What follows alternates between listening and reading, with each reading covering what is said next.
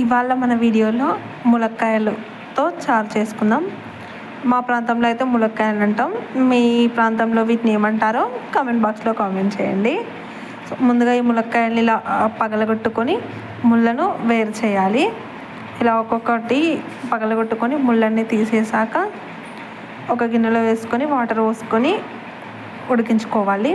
తర్వాత బాండి పెట్టుకొని నువ్వులు, జీలకర్ర, ధనియాలు వేయించుకొని మిక్సీలో పౌడర్ చేసి పెట్టుకోవాలి.